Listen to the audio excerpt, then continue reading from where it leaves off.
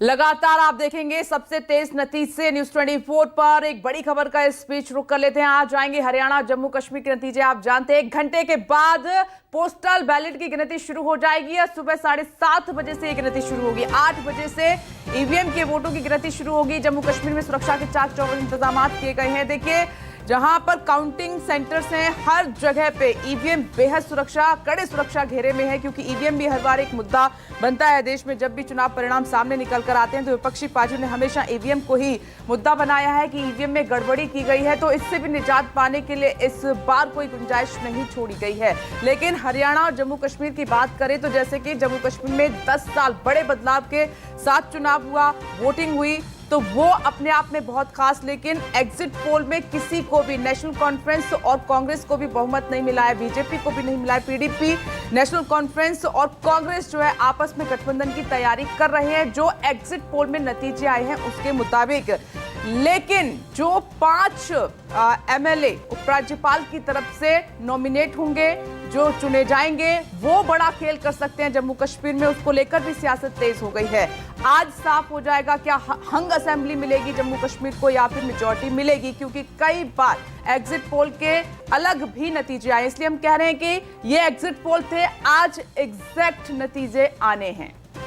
तो जी हां, जम्मू कश्मीर की बात की जाए तो अगर एग्जिट पोल की माने तो किसी को बहुमत मिलती दिखाई नहीं दे रही। हालांकि नेशनल कॉन्फ्रेंस और कांग्रेस की बात की जाए तो सबसे ज्यादा उन्हीं के पास सीटें आ रही हैं। तो आज नतीजे आएंगे। एक तरफ भारतीय जनता पार्टी अभी भी लगातार दावे कर रही है।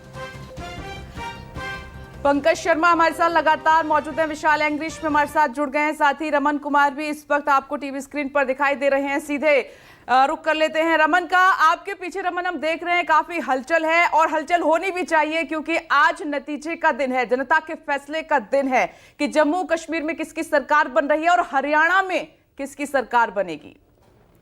रमन। बिल्कुल, दोनों राज्यों में चुनाव के नतीजों का इंतजार हो रहा है और लगातार कार्यकर्ता उत्साहित इस बात को लेकर है कि एग्जिट पोल के नतीजे जो सामने आए हैं उसके बाद से कार्यकर्ताओं में एक उत्साह है हरियाणा को लेकर कि हरियाणा में सभी जो एग्जिट पोल है वो बता रहे हैं कि कांग्रेस की सरकार वहां बनने जा रही है। राहुल गांधी, प्रियंका गांधी सेना के अध्यक्ष पंडित जगदीश शर्मा हमारे साथ हैं। जगदीश जी, क्या आपको उम्मीद है कि इस बार हरियाणा में कांग्रेस की सरकार बनेगी? देखिए, जगदीश शर्मा की बात नहीं है, पूरे देश को उम्मीद है। राहुल गांधी की भारत जोड़ो यात्रा, न्याय जोड़ो यात्रा में लोग इतने जुड़े हैं, लोग परिवर्तन चाहते हैं। हरियाणा परेशान है, दुखी है। बहन बेटियां हो, किसान हो, मजदूर हो, नौजवान पढ़ा लिखा बच्चा हो, हर आदमी परेशान है। किसी का कुछ नहीं हुआ है, सब दुखी हैं। हर वन वे ये जो आंकड़े दिखा रहे हैं, मैं सोचता हूँ इससे भी ज़्यादा हम निकलेंगे। 90 से 90 सीट आ जाए तो कोई बड़ी बात नहीं है, क्योंकि कांग्रेस ने राहुल गांधी को पसंद करा है, देश ने पसंद करा है, और हुड्डा के काम को लोग याद करते हैं। हुड्डा के नेतृत्व में और हमारे नेताओं के नेतृत्व में हरियाणा स्वीप कर रहा है, और ये शुरुआत है। पतन की तरफ है बीजेपी और मोदी जी। झूठ नहीं चलेगा। आपने वादे करे होते, जनता से बात करी होती, जनता के काम करे होते तो हम समझते आते, लेकिन पूरा देश हमें बधाई दे रहा है। मजे की बात तो कि बीजेपी के नेता भी हमें बधाई दे रहे हैं कि हरियाणा में आप जीत रहे हैं, पर मोदी जी नहीं मान रहे हैं, अमित शाह जी नहीं मान रहे हैं। रिजल्ट आने पर पता लग जाएगा। स्वीप कर रहे हैं। राहुल गांधी को लोग पसंद कर रहा है, हरियाणा पसंद कर रहा है। जगदीश भाई, नायब सिंह सैनी हरियाणा के मुख्यमंत्री का एक बयान आया। उन्होंने कहा कि कांग्रेस के नेता एग्जिट पोल के नतीजे देखकर खुश हैं, लेकिन जब नतीजे सामने आएंगे तो बीजेपी की सरकार बनेगी और फिर वो कांग्रेस पार्टी के नेता ईवीएम पर सवाल उठाएंगे। भाई, अगर उनकी सरकार बनी तो पक्का ईवीएम की सरकार बनेगी। मैं तो पहले बताऊं, उठाऊंगा। पूरा देश कर रहा है। बीजेपी के नेता कह रहे बधाई हो, स्वीप कर रहे हैं। ये आंकड़ों से तो मैं भी खुश नहीं हूँ, क्योंकि 70 से ज्यादा होने चाहिए। लोग 50-60 पर टक रहे हैं। 70 से ज्यादा वन वे है। हरियाणा एक ऐसा प्रदेश है जहां ज्यादा ठगा गया है। मुख्यमंत्री बदला, अगर ठीक होता तो मुख्यमंत्री क्यों बदलते? और नायब सिंह सैनी साहब का तो कोई बात नहीं, नए उनको पता नहीं है राजनीति का। मैं समझता हूं उनको भी पता है कि बुरी तरह वो हार रहे हैं, पर नैतिकता के अनुसार जब तक रिजल्ट नहीं आएंगे वो तो कहेंगे जीत रहे हैं। पर सुपड़ा साफ है, राहुल गांधी का और हुड्डा का झंडा हरियाणा और भारत ने उठा लिया है। तो हरियाणा का चुनाव का नतीजा सामने आने के बाद आपको लगता है कि भूपेंद्र सिंह हुड्डा एक बार फिर से मुख्यमंत्री बनेंगे? भाई, मैं तो कार्य करता हूँ, तय तो राहुल गांधी जो हमारी विधायक करेंगे, पर मेरी एक इच्छा है कि भूपेंद्र सिंह बने, क्योंकि उनके नेतृत्व में ही हरियाणा जीत रहा है और वो अच्छे नेता हैं। वो सबको साथ लेके चलते हैं, और मैं समझता हूँ राहुल गांधी की चॉइस भी वही होनी चाहिए, क्योंकि जनता को, हरियाणा को समझते हैं और काम करना उनको आता है। तो आपने देखा कि जगदीश शर्मा और कांग्रेस के कार्यकर्ताओं को ऐसा लगता है कि इस बार हरियाणा में कांग्रेस पार्टी की सरकार बनेगी और पूर्ण बहुमत के साथ सरकार बनेगी। लेकिन जो नायब सिंह सैनी ने आरोप लगाया, जो नायब सिंह सैनी ने अपनी बात रखी कि अगर कांग्रेस पार्टी की सरकार नहीं बनती है तो कुछ देर के बाद ईवीएम पर ठीकरा फोड़ा जाएगा। जगदीश शर्मा लगातार कह रहे हैं कि अगर सरकार नहीं बनती है तो ईवीएम पर सवाल जरूर उठेगा। बिल्कुल रमन, क्योंकि अब कुछ देर बाद देखिए नतीजे भी आएंगे, लेकिन कांग्रेस कार्यकर्ताओं में देखा जा रहा है उत्साह जबरदस्त है। वहीं हमारे साथ पंकज भी जुड़े हुए हैं जम्मू कश्मीर से। पंकज, अगर इस बार बात की जाए 10 साल बाद अनुच्छेद 370 हटने के बाद ये चुनाव, और इसलिए जम्मू कश्मीर के नतीजों पर सबकी निगाहें। एक तरफ भारतीय जनता पार्टी ने नई कश्मीर का दावा किया था, लेकिन अगर एग्जिट पोल की माने तो जनता ने नकार दिया है।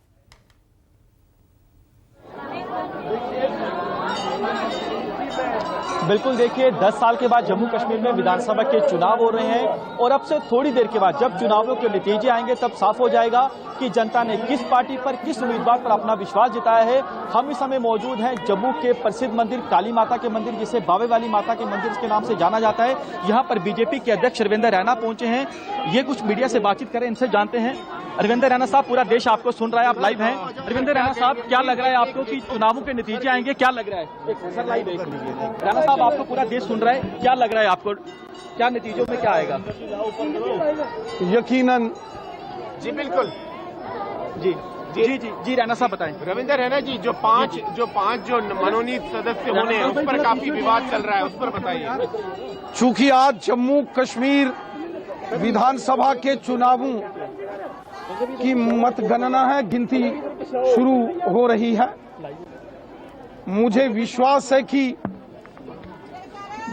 शानदार जीत के साथ भारतीय जनता पार्टी और भारतीय जनता पार्टी के समर्थित इंडिपेंडेंट कैंडिडेट्स और जो भारतीय जनता पार्टी के सहयोगी मित्र दल हैं, उनको शानदार जीत के साथ जम्मू कश्मीर में बहुमत प्राप्त होगा। और मुझे विश्वास है कि जम्मू कश्मीर में भारतीय जनता पार्टी के सहयोगी दलों की, हम सब की मिलकर सरकार बनेगी। जहां तक बात है 5 मनोनीत जो नॉमिनेटेड एमएलएज हैं, वो संवैधानिक प्रक्रिया है। हमारे देश के संसद भवन में रीऑर्गेनाइजेशन ऑफ जम्मू कश्मीर जब वो बिल पेश किया गया था, उस पर बहस हुई थी और संवैधानिक तरीके से जो 5 नॉमिनेटेड एमएलएज हैं उनका चयन होगा। उनको वोटिंग राइट्स देश के पार्लियामेंट में बाज़ाब्ता डिबेट के बाद वो बिल पास हुआ था। विपक्ष का आरोप है कि रैना साहब आपको एग्जिट पोल जो है, एग्जिट पोल में आपको बहुत कम सीटें मिल रही हैं। ये सही प्रक्रिया नहीं है, ये विपक्ष। देखिए, जब Jammu Kashmir reorganisation bill parliament में पेश हुआ था और उसमें ये प्रोविजन रखा गया था और वो सारी चर्चा देश के पार्लियामेंट में हुई थी, उस वक्त क्या कांग्रेस हुई थी? कांग्रेस को आज याद आया है कि जम्मू कश्मीर में 5 नॉमिनेटेड एमएलएज हैं। वो तो डिबेट देश के पार्लियामेंट में हुई थी, उसकी चर्चा देश के संसद में हुई थी, तब कांग्रेस के नेता सो रहे थे। और आज जब जम्मू कश्मीर में सरकार बनने जा रही है, आज जब जम्मू कश्मीर में मतगणना शुरू हुई है, जहां नई सरकार की प्रक्रिया शुरू हुई है, तो कांग्रेस पार्टी को 5 नॉमिनेटेड एमएलएज याद आ रहे हैं। तब कांग्रेस के नेता और विपक्ष के नेता कहां थे? तब डॉक्टर फारूक अब्दुल्ला साहब भी तो उसी पार्लियामेंट में थे, तब राहुल गांधी जी भी। ठीक है पंकज, आपके पास आएंगे। विशाल एंग्रिश भी हमारे साथ मौजूद है। विशाल, पहला अपडेट आपसे ही लेते हैं। देखिए, आज जो काउंटिंग सेंटर्स हैं सबकी नजर वहां पर है। आगे हम बात करें उससे पहले किस तरह के इंतजामात हैं, क्योंकि 7:30 बजे से पोस्टल बैलेट की गिनती शुरू हो जाएगी।